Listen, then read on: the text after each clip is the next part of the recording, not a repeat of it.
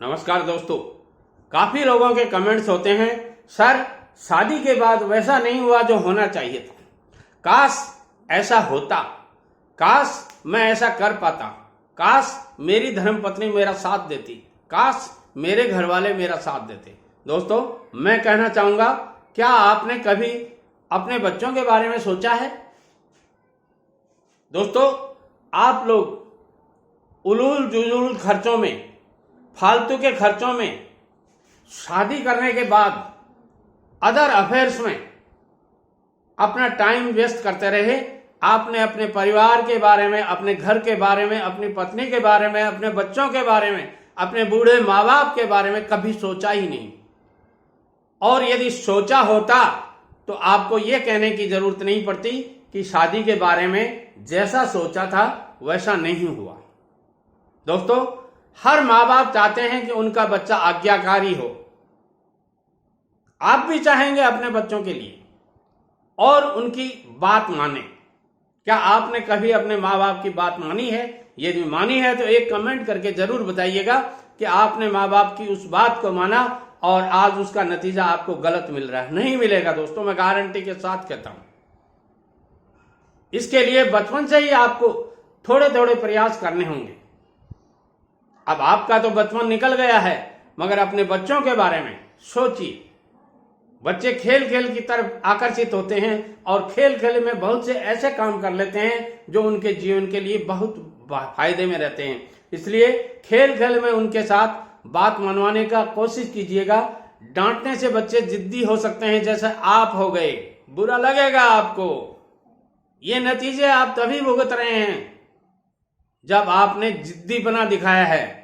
यदि जिद्दीपना नहीं दिखाते, अपने माँ बाप की बात मानते, अपनी धर्म पत्नी की बात मानते, तो आपको आज ये कहना नहीं पड़ता कि शादी के बाद वैसा नहीं हुआ जो चाहते थे।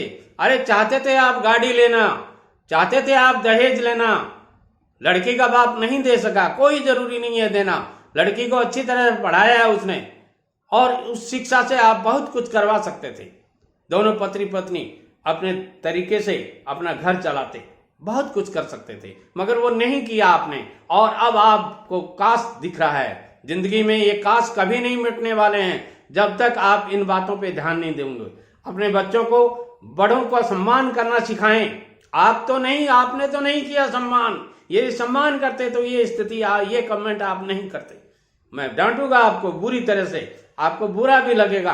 अधिकार है मेरा, सीनियर सिटीजन हूं इंडिया का, और सीनियर सिटीजन का ये दायित्व होता है कि वो अपने आने वाली विरासत को सुधारे। हमारा देश आपके भरोसे छोड़ के जाएंगे हम, और आपको अच्छा करना हमारा दायित्व बनता है। इसलिए मैं बार बार आपको कहूंगा, इससे अपने आप को बड़ों के साथ बात करने की भावना जन्म लेती है। आपके जब आपके ऊपर डांटने वाला कोई होता है, घर का कोई बुजुर्ग सदस्य आपको कुछ कहने वाला होता है, उसकी मानने की कोशिश कीजिए।